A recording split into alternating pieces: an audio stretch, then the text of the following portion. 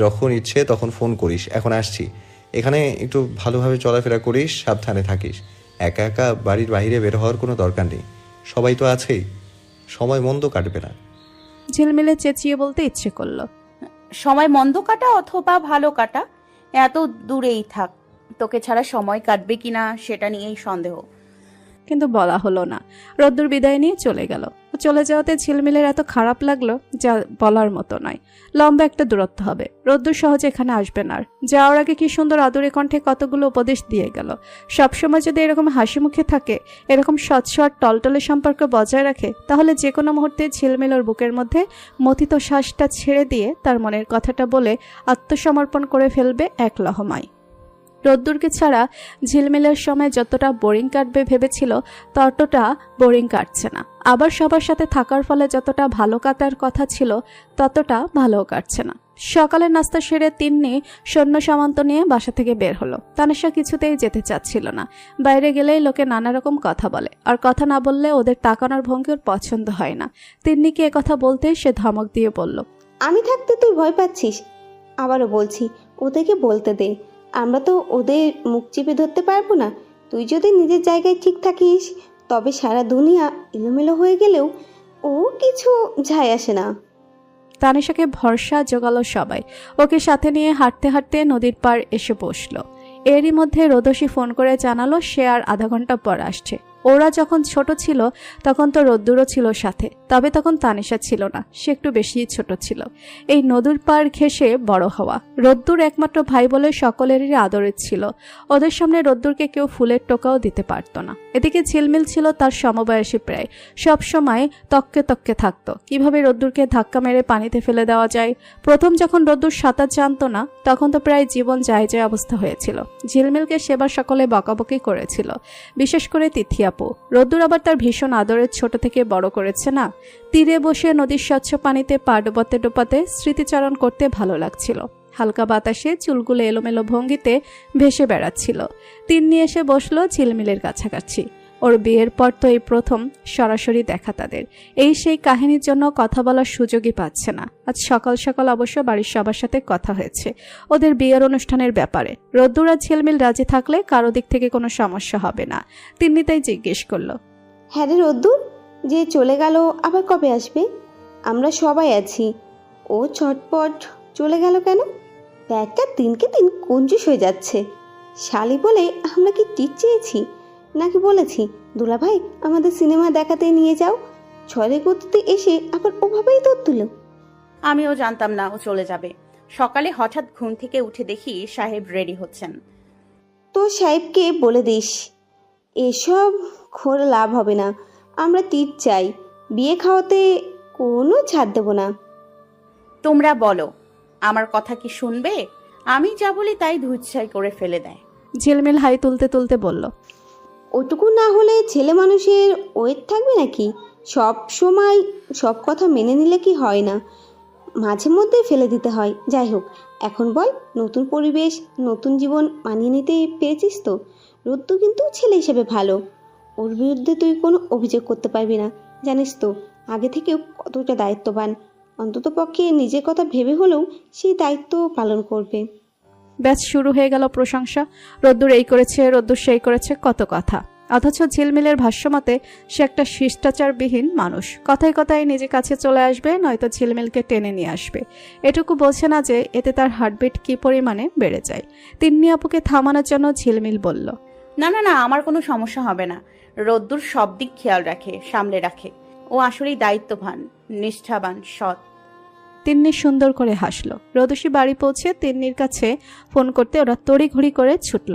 বাড়ি ঢুকতেই ঝিলমিলের ফোন বেজে উঠল। সে দেখলো রোদ্দুর ফোন করেছে। রোদসীর সাথে কোনো রকম প্রাথমিক আলাপ সেরে ছাদে উঠল। ফোন রিসিভ করতে রোদ্দুর জিজ্ঞেস করলো, কি খবর, কি করিস? ঝিলমিল সহজ গলায় উত্তর দিল, কি আর করব, আপু এসেছে, ওদের সাথে আছি। তুই কোথায় এখন? বাড়িতে?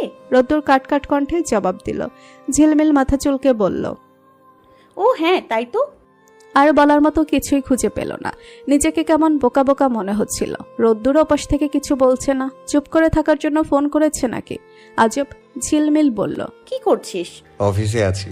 এখানে তো আর রান্না বান্না করতে আসিনি, কিছু গুরুত্বপূর্ণ ফাইল চেক করছি। ঝিলমিল থতমত খেয়ে গেল, ছোট্ট করে বলল, ও আচ্ছা। বাকিদের কি খবর? আসার সময় তো সবার সাথে দেখাও করে আসতে পারলাম না। ঝিলমিল জবাব দিল না। কি বোরিং বোরিং প্রশ্ন করছে। এসব শুনে সে কি করবে? কারো খোঁজ নেওয়ার থাকলে সরাসরি তার কাছে ফোন দিলেই হয়। ঝিলমিলের কাছে ফোন করে কেন অন্যদের খোঁজ করতে হবে? ঝিলমিল রেগে গেল, শান্ত কণ্ঠে বলল, আর কিছু বলবি? আমার অনেক কাজ আছে, ফালতু বকবক করার মতো সময় নেই। ওদের সাথে দেখা না করে গেলেও কিছু হবে না, ওরা তোকে মিস করছে না, রাখছি। এই বলে ঝিলমিল ফোন রেখে দিল। ধ্যাত্তেরি বলে নিচে নামলো। তানিশা ঝিলমিলের খোঁজ করছিল, দেখলো সামনে দিয়ে হুড়মুড়িয়ে চলে যাচ্ছে নিজের ঘরে। তানিশা পিছু ডেকে ওর সারা শব্দ পেল না। তারপর দরজার সামনে গিয়ে কিছুক্ষণ ধাক্কাধাক্কি করলো। আপু আপু বলে সম্বোধনও করলো কয়েকবার। ঝিলমিল ভেতর থেকে চেঁচিয়ে বলল, আমাকে একদম ডাকাডাকি করবি না, তোদের যা মন চায় তাই কর, আমার ভালো লাগছে না এখন। তানিশা ঠোঁট উল্টিয়ে ভাবল, এর আবার কি হলো? একটু আগে তো ঠিক ছিল, আমাদের সাথেই তো ছিল। ঝিলমিল আর ঘর থেকে বেরই হলো না। সবাই এসে ডাকাডাকি করে হতাশ হয়ে চলে গেল। মূলত মেজাজ খারাপ হয়েছিল রোদ্দুরের উপর। তারপর আর একবার ফোনও করলো না।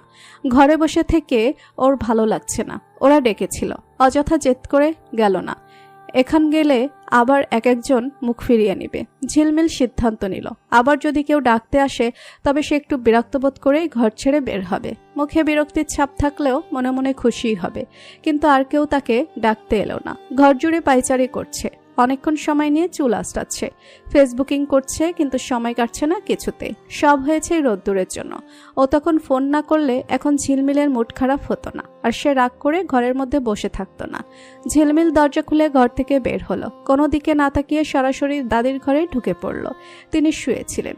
ঝিলমিলের উপস্থিতি টের পেয়ে উঠে বসলেন। ঝিলমিল দাদির পাশে বসলো।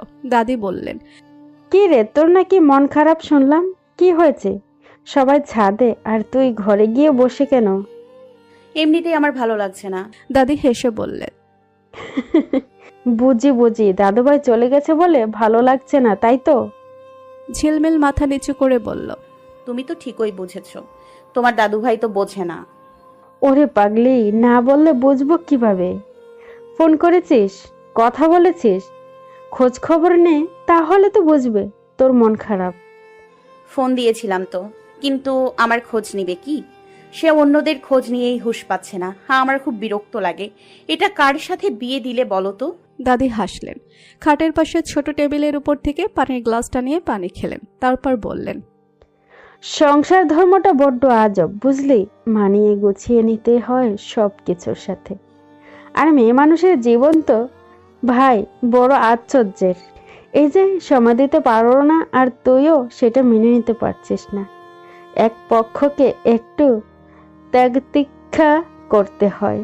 আজ তুই ছাড়া দিলে কাল দাদুভাই দিবে। দুজন এক বন্ধনে বাঁধা পড়েছিস, এই বন্ধন টিকিয়ে রাখতে হবে রে পাগলি। ঝিলমিল দাদির কথার গভীরতা বোঝার চেষ্টা করছে। তিনি পুনরায় বলতে শুরু করলেন, ওই যে তোরা কি যেন বলিস না? ও হ্যাঁ, এগো, সম্পর্কের মধ্যে এই জিনিসটা রাখতে নেই। এই ছোট্ট শব্দটা অশনি ঝড়ের মতো সব কিছু তছ নছ করার জন্য সর্বদা তীব্র দাপটে মুখিয়ে থাকে। সেটা বোঝার বা দেখার মতো দিব্যজ্ঞান এখনো তোদের হয় নাই। তোর এখনো কিশোরী চপল মন অস্বাভাবিকভাবে অস্থির হয়ে থাকে। এটা তো স্বাভাবিক। তুই কথায় কথায় বেচইন অনুভব করবি, পাগলামি করবি। দাদির কথা শুনে ঝিলমিল অতল ভাবনায় ডুবে গিয়ে উপর নিচ মাথা নাড়াতে লাগলো। চিন্তামগ্ন হয়ে পড়েছে সে। ষষ্ঠ ইন্দ্রিয় প্রবলভাবে জানান দিচ্ছে এক্ষুনি এবং এই মুহূর্তে তার রোদ্দুরকে ফোন করা উচিত। যা গিয়ে তোর স্বামীর সাথে কথা বলে আয়, তাহলে মনটা ভালো লাগবে। চট করে দাদির কণ্ঠে সংবিত ফিরে ফিরে পেতেই ঝড়গতিতে উঠে দাঁড়ালো। দাদির মুখপানে চেয়ে পড়ল। আচ্ছা, আমি আসছি। ওই ঘর ছেড়ে বারান্দা দিয়ে নিচের ঘরে আসার সময় হঠাৎ হাতের ফোন বেজে উঠল। স্ক্রিনে ঝলমল করে রোদ্দুরের নামটা ভাসতে দেখে মলিন মুখে হাসি ফুটে উঠল। তৎক্ষণাৎ ফোন রিসিভ করলো। লজ্জিত, অপ্রস্তুত এবং উৎকণ্ঠিত মনটা খোলসে ঢেকে বলল, রোদ্দুর উপোস থেকে জিজ্ঞেস করলো, তোর কি মন খারাপ নাকি? না তো, কে বললো? বলবে আর কে? আমাকে তো রীতিমতো রাগারাগি করা হচ্ছে। ওরা তো অলরেডি 14 গোষ্ঠী উদ্ধার করে ফেলেছে। তুই কি এখন ও ঘরের মধ্যে? না, কে কি বলেছে? তিন্নি আপু ফোন করেছিল, আমাকে বলেছে আমি নাকি তোর সাথে ঝগড়া করে তোর মন খারাপ করে দিয়েছি। এখন তুই রাগ করে ঘরের মধ্যে গিয়ে বসে আছিস। আমি ভাবছি আমি আবার তোকে কি করলাম। আচ্ছা, তুই কি আমার উপর রাগ করে আছিস? রোদ্দুর খুব সাবধানে জিজ্ঞেস করলো। ঝিলমিল হেসে বলল, না, একদম না। তাহলে ওদের ওখানে যা, একা একা ঘরে বসে থাকতে চাইলে আমার সাথেই চলে আসতি। এখানে তো সব সময় একাই থাকিস, ওখানে এখন সবার সাথে আনন্দ ফুর্তি কর। সে ঠিক কথাই বলেছে, কিন্তু ওখানে সারাদিন একা একা থাকার পরেও দিন শেষে শান্তি পাওয়া যায়। রোদ্দুরের সাথে সামনাসামনি কথা বলা, ওকে দেখা কিংবা ওর সাথে ঝগড়া করা রীতিমতো ঝিলমিলের অভ্যাসে পরিণত হয়েছে। ছেড়ে থাকতে ইচ্ছে করে না। দুজনের মধ্যে আরো কিছুক্ষণ কথা হলো। রোদ্দুর বলল সে এখন একটু বের হবে, রাতে ফোন দিয়ে কথা বলবে। ঝিলমিল ফোন রেখে খুশি মনে সামনের দিকে হাঁটা দিল। মনের মধ্যে যে মেঘের ঘনঘটা ছিল তা এক নিমিষে উধাও হয়ে গেল। না, আর একপক্ষীয় ইগো রাখা যাবে না, তাহলে মনের মধ্যে শুধু অশান্তি লাগে, মাথা ভার হয়ে থাকে, কারোর সাথে কথা বলতে ইচ্ছে করে না, সবকিছু বিরক্তিকর ব্যাপার মনে হয়। ঝিলমিল ছাদে এসে দেখলো কোনো রকম সামিয়ানা টাঙ্গিয়ে ওরা পাটি বিছিয়ে বসে কি যেন খেলছে। ঝিলমিলও যোগ দিল। ওকে আর কেউ কিছু বলল না। ঝিলমিলের একটা ভালো স্বভাব হচ্ছে সে খুব সহজেই মানুষের সাথে মিশে যেতে পারে। এতক্ষণ মন মালিন্য চলছিল, ওকে দেখে বোঝাই গেল না। ওদের মধ্যে সেই সব থেকে বেশি মজা করলো, হাসি ঠাট্টা সবকিছুতে ঝিলমিল এগিয়ে গেল। কে বলবে মেয়ে একটু আগে রাগ করে ঘরে মুখ লুকিয়ে বসেছিল? তিন্নি অবশ্য হেসে বলল, ঝিলমিল, আমি তো তোকে দেখেই অবাক হচ্ছি রে। নিশ্চয়ই রোদ্দুরের মাথাকে এসেছিস, তাই এত খুশি খুশি লাগছে। ঝিলমিল হেসে মাথা নাড়ালো। ওর সাথে সাথেই সবাই হেসে উঠল। ওরা অনেক রাত পর্যন্ত ছাদে আড্ডা দিল। রোদ্দুরের মধ্যে একবার ফোন করেছিল। যখন শুনেছে ঝিলমিল এখন ওখানে আছে তখন বলেছে, আচ্ছা, ঘরে গেলে তুই ফোন দিস। তো ঘরে যেতে যেতে প্রায় 2টোর কাছাকাছি। ঝিলমিল রোদ্দুরের ঘরেই এলো। এ ঘরে এলে ওর গায়ে সুন্দর একটা ঘ্রাণ পাওয়া যায়। সে ঘরের দিকে তাকিয়ে ইতস্তত বোধ করলো। রোদ্দুর কি এখনো জেগে আছে? কাল তো অফিস, নিশ্চয়ই ঘুমিয়ে পড়েছে। কিন্তু ফোন করতে বলেছিল তো, ফোন না করলেও খারাপ দেখায়। নিজের ঠোঁটটা দাঁতের কামড়ের চিন্তায় আচ্ছন্ন হয়ে রোদ্দুরের নাম্বারে ডায়াল করলো। তৎক্ষণাৎ ফোন কেটে দিয়ে রোদ্দুর ব্যাক করলো। জোরসে গলা খাকারি দিয়ে জিজ্ঞেস করলো, গল্প গুজব এত তাড়াতাড়ি শেষ তো ওদের? ঝিলমিল বলল, অনেকটা দেরি হয়ে গেল, ভাবলাম আবার ঘুমিয়ে পড়েছিস কিনা। ঘুম আসছিল না। কেন? রাত তো অনেক হয়েছে। ওই আর কি, তোর ঘুম পেলে ঘুমিয়ে পড়তে পারিস। এই উত্তরে কি বলতে হয় ঝিলমিলের জানা নেই। সে ক্ষণে ক্ষণে অপ্রস্তুত হয়ে যাচ্ছে। রোদ্দুরের সাথে কোনো রকম কথা শেষ করে মনে হলো তাকে একটা কথা বলা হয় নাই, অথচ ওই কথাটা বলা উচিত ছিল।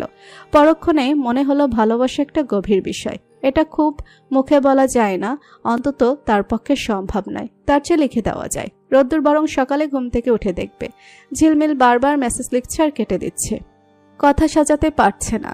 শেষে লিখে দিল আই লাভ ইউ। আবার ইংরেজিতে ভালো লাগছিল না বলে বাংলায় লিখলো ভালোবাসি। তবুও পাঠাতে পারলো না, কেটে দিল। জোরে একটা নিঃশ্বাস নিয়ে ভাবলো, থাক, সকালে পাঠাবো। তারপর সে শুয়ে পড়লো এবং কিছুক্ষণের মধ্যেই ঘুমিয়ে পড়লো। ঘুম ভাঙলো সকাল সকাল। ফ্রেশ হয়ে এসে ফোন হাতে নিতেই রোদ্দুরের একটা মেসেজ চোখে পড়লো। ওপেন করে দেখলো সেখানে লেখা আছে, তোকে ছাড়া ভালো লাগবে না জানলে আমি এখানে আসতাম না। কেমন যেন সব ফাঁকা ফাঁকা, খালি খালি। তুই ছাড়া আমার জীবনটা যে ধুঁ ধুঁ মরুভূমি, তা ভালো করেই বুঝতে পারছি। ভালোবাসার কথা তো আগেই বলেছি, তোর বোঝার অপেক্ষা শুধুমাত্র।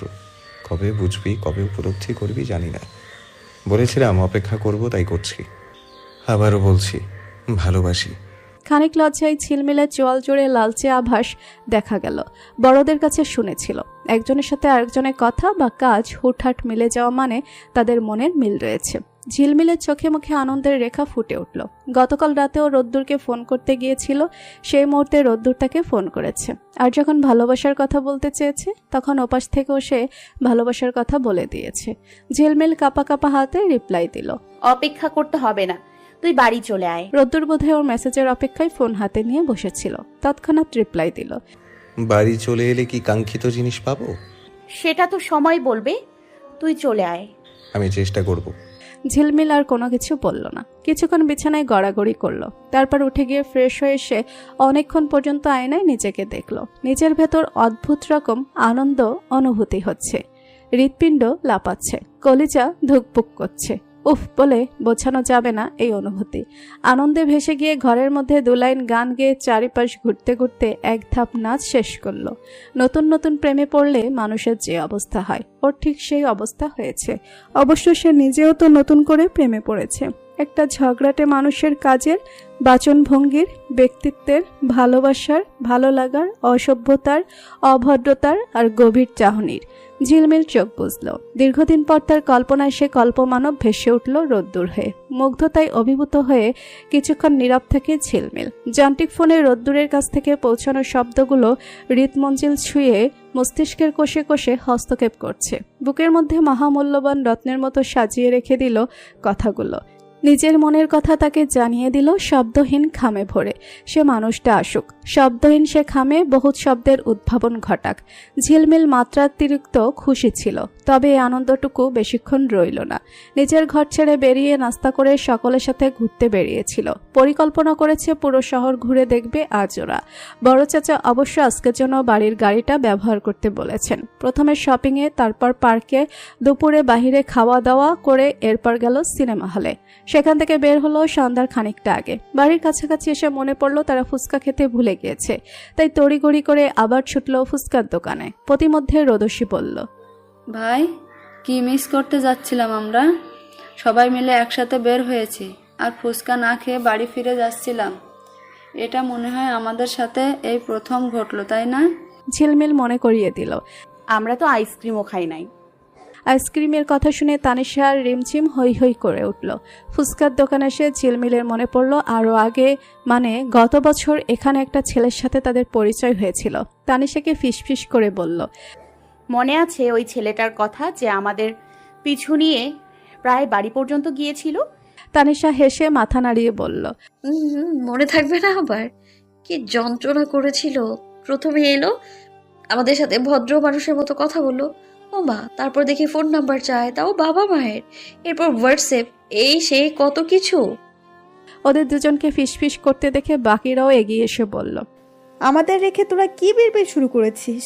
আমাদেরও বল, আমরাও একটু হাসাহাসি করি। ঝিলমিল তখন ওদেরকেও বলল। রোদসী হেসে বলল, বিয়ের আগে এসব কত হয়েছে। এখন কলেজে গেছি, ভার্সিটিতে গিয়েছি, অহরহ এসবের সম্মুখীন হয়েছি। এখন স্বামী ছাড়া কেউ দেখি ফিরেও তাকায় না। সবাই এখন কেমনে বুঝে যায় যে আমরা বিবাহিত। প্রশ্নবোধক দৃষ্টিতে রোদসী সকলের দিকে তাকালো। তিন্নি এক মুহূর্ত ভাবনা চিন্তা করে বলল, আরে ওরা সব ক্ষেত্রে বোঝে না, আর সবাই তো পিছু পিছু ঘোরে না। যারা সব সময় অন্যর পিছনে ঘুরঘুর করে ওরা বুঝে যায় কাকে পটাতে সম্ভব আর কাকে সম্ভব নয়। ধুর, বাদ দে সব। তোদের খাওয়া শেষ না? বাড়িতে যেতে হবে। আম্মা জান অলরেডি একবার ফোন করে ওয়ার্নিং দিয়ে দিয়েছে। ফুচকা খাওয়া শেষে আইসক্রিম হাতে নিয়ে সকলে বাড়ির উদ্দেশ্যে রওনা দিল। এ পর্যন্ত সবকিছু ঠিকঠাক ছিল, কিন্তু বিপত্তি বাঁধল বাড়ির মূল ফটকে। ঝিলমিলের মনে যে আনন্দের ধারা বইছে সেটা তার চোখে এমন এক পট্টি বেঁধে দিল যে পথঘাট কিছুই চোখে দেখল না। প্রবেশ মুখে দরজার সাথে ওড়না আটকে গেল। ঝিলমিল খেয়াল করলো না। এগিয়ে যেতে হঠাৎ টান পড়ল। পেছন ফিরে বিরক্তি প্রকাশ করে জোরসে ওড়না টান দিতে গেলে সে নিজেই হুমড়ি খেয়ে পড়ে গেল পাথর ইট বিছানো পথে। বেশ ভালো রকম ব্যথা পেল। তিন্নি এগিয়ে এসে ওকে টেনে তুলল, বলল, তুই কি কখনো একটু দেখে শুনে চলাফেরা করতে শিখবি না? দেখছিস তো এই রাস্তাটা মেরামত করা হচ্ছে, তবুও ছুটোছুটি করছিস কেন? ব্যথা বেশি পেয়েছিস? পরক্ষণে এসে খেয়াল করলো ঝিলমিলের কপালের দিকে খানিকটা কেটে গেছে। তিন্নি ঝটপট ওকে ঘরে নিয়ে গেল। কপালের ক্ষতস্থান দ্রুত ড্রেসিং করে ব্যান্ডেজ করে দিল। হাতে পায়েও সামান্য কেটে গেছে। তিন্নি সেসবও ড্রেসিং করে দিল।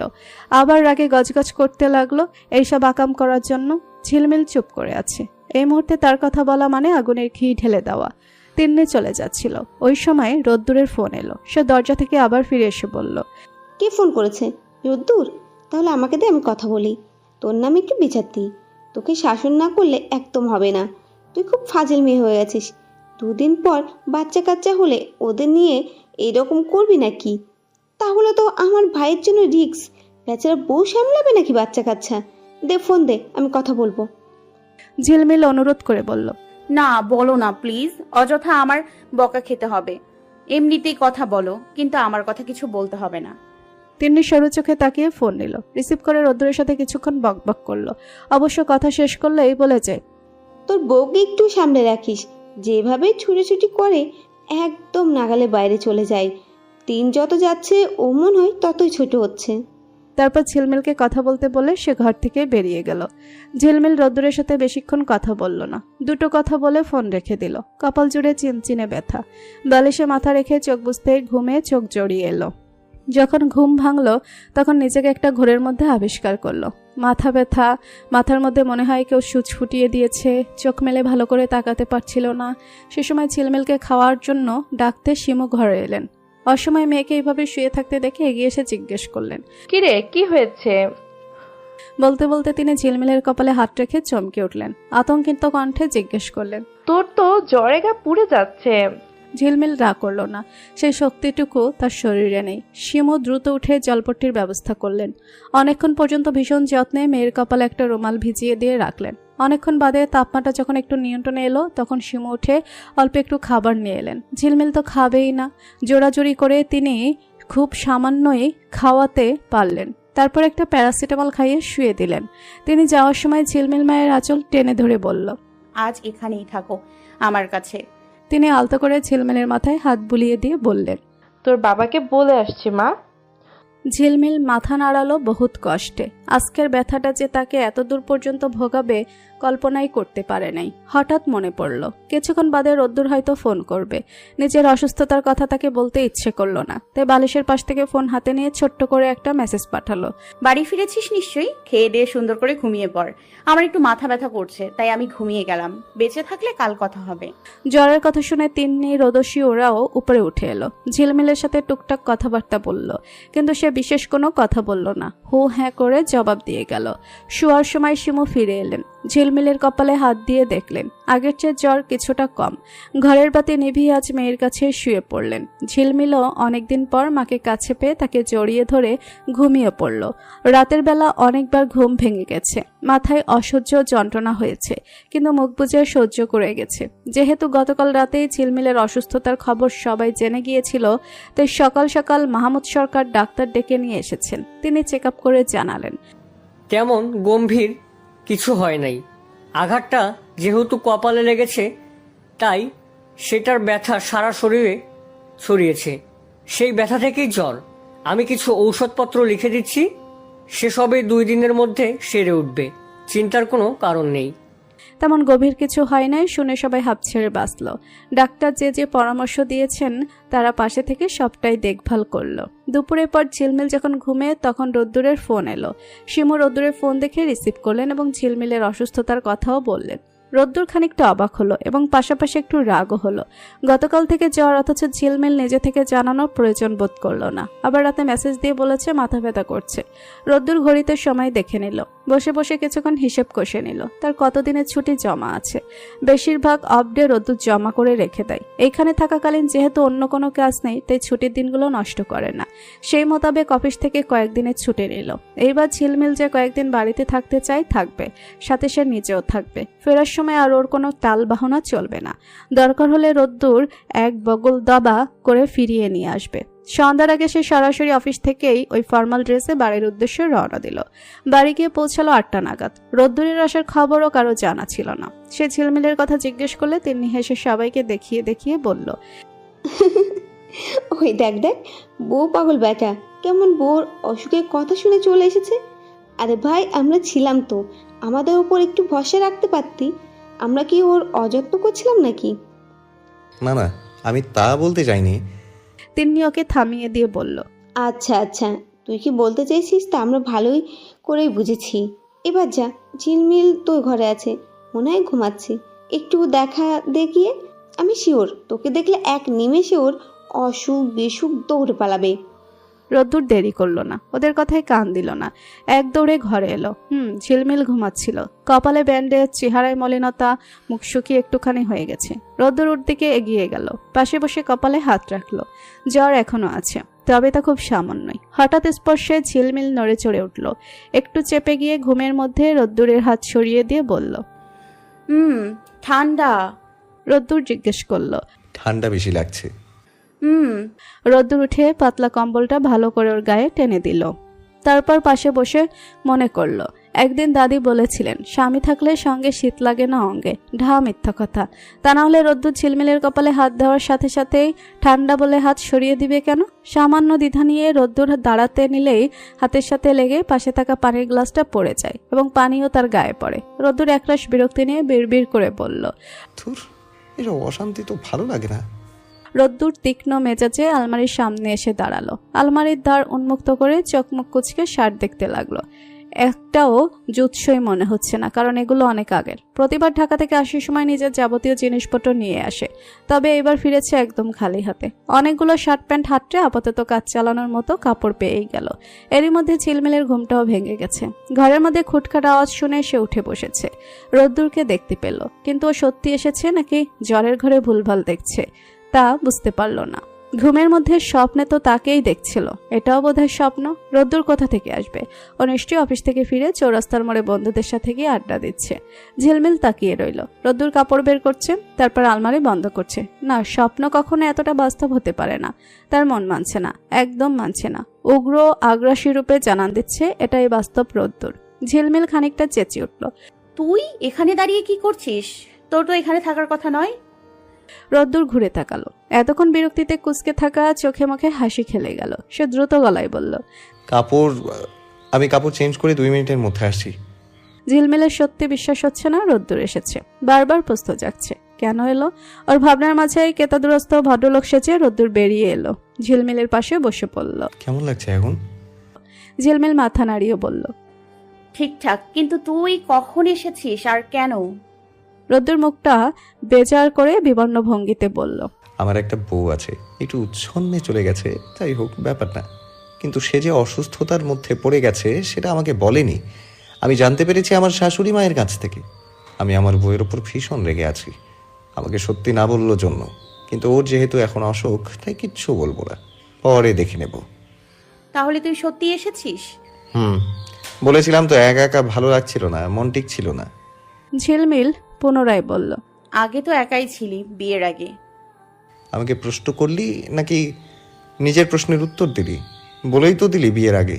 তখন থেকেছি একরকম, এখন আর ইচ্ছে করে না। বিয়ের পর বুঝলাম বউ ছাড়া আসলে এই জীবন অচল। ঝিলমিল খিলখিল করে হেসে উঠল। খেয়াল করলো একটু আগে পর্যন্ত উঠে বসতে পারছিল না, উঠলেই মাথা যন্ত্রণা করে, নিঃশ্বাস নিতে কষ্ট হয়। আর এখন শুধু যে বসে আছে তা তো নয়, কথাও বলছে, আবার হিহিক করে হাসছে। ঝিলমিলের হাসি শুনে রোদ্দুর বলল, এত হাসাহাসি করিস না, এমনিতেই শরীর খারাপ। আমি এসে তোর ঘুম নষ্ট করে দিলাম। আচ্ছা, আমি উঠছি, তুই বিশ্রাম কর। রোদ্দুর উঠে চলে যাচ্ছিল। ঝিলমিল হাত ধরে আটকালো, বলল, আমাকে নিয়ে চল, ঘরে বসে থাকতে থাকতে আর ভালো লাগছে না। রোদ্দুর তাই করলো। ঝিলমিলের হাত ধরলো এবং তাকে নিয়ে বসার ঘরে এলো। তিন্নি এক পলক এসে ঝিলমিলের কানে কানে বলে গেল, ভাই, আমি বুঝতে পেরেছি এই কয়েকদিন তোর শরীরে ভিটামিন রোদ্দুরের অভাব ছিল। রোদ্দুর আসা মাত্র কেমন তিরিং বিরিং করে উঠেছিস। বল না, চুমু টুমু দিয়ে কি ভিটামিনের অভাব পূরণ করে দিয়েছে? ঝিলমিল ইশারায় চুপ করতে বলল। তারপর রোদ্দুরের দিকে তাকালো, ও কিছু শুনতে পেয়েছে কিনা বোঝার জন্য। ওরা রোদ্দুরকেও খেপাতে এক বিন্দু ছাড় দিল না। সে রাতের আগেই ঝিলমিলের জ্বর নেমে গেল। মাথা ব্যথা খুব সামান্য থাকলেও সেটা সহ্য করা যায়। রাতে খাওয়া দাওয়ার সময় সকলে মিলে কিছুক্ষণ কথাবার্তা বলল, গল্পগুজব করলো। তারপরেও হই হুল্লোড় হচ্ছিল। 11টা বাজতেই তিন্নিয়াপুর হাজব্যান্ড ফোন করলো এবং তারা কথা বলায় ব্যস্ত হয়ে পড়ায় এদিকে সকলে মিয়ে গেল। আড্ডা ভঙ্গ করে যে যার ঘরে ফিরে এলো। ঘরে এসে ঝিলমিল এলোমেলো চুলগুলোয় চিরুনি চালাচ্ছিল। রোদ্দুরের পেছনে দাঁড়িয়ে বলল, আমার কাঙ্ক্ষিত জিনিসটা আমাকে বলছিস? ঝিলমিল প্রশ্ন করলো, কি সেটা? আমিও জানতে চাই সেটা কি। তুই বলেছিলি আমি এলে আমাকে আমার কাঙ্ক্ষিত জিনিসটা বুঝিয়ে দিবি। ঝিলমিলের হাত থেমে গেল। দেনা পাওনার হিসাব তো রোদ্দুরের সাথে রয়েছে। ঝিলমিল ফের চুলে চিরুনি চালালো। সেই দুপুরে গোসল করেছে, চুল বেঁধে রাখার কারণে এখনো ভেজা বলল। বল কি চাস? রোদ্দুর জিজ্ঞেস করলো, যা চাই তাই বাবু, দিবি? ঝিলমিল চরম অপ্রসন্ন হয়ে বলল, আগে তো চেয়ে দেখ। রোদ্দুর গা ছাড়া দেওয়া একটা বুক ফুলানো দম নিয়ে সরাসরি বলল, তোকেই চাচ্ছি।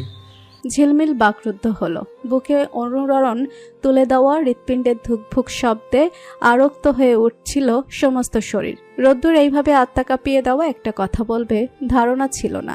ঝিলমিল নিজেকে সামলে নিল। হাতে চুড়ি দুটো খুলে ড্রেসিং টেবিলের উপর রেখে বলল, আমি তো একটা সাধারণ মানুষ, আমাকে নিয়ে কি করবি? তার চেয়ে অন্য কিছু চাইতে পারতি। সবই তো আছে, মানুষ দরকার নিজস্ব। রোদ্দুরের এই সামান্য কথায় ঝিলমিলের ভেতরে যে কি হয়ে যাচ্ছে তা সে বুঝবে না। দম খিস্টে উঠে দাঁড়ায় সে, ভেতরটা ছটফট করছে। পেছন থেকে ধীরে ধীরে একটা শক্ত উষ্ণ পুরুষালী হাত গ্রাস করলো তার কোমল হাতটাকে। হৃৎপিণ্ড ছলকে উঠল। অদ্ভুত অনুভূতিতে আত্মহারা হয়ে ঝিলমিল পরপর কয়েকবার ফাঁকা ঢোক গিলল। ওর আত্মাশুদ্ধ কাঁপানো গলায় রোদ্দুর ফের বলল,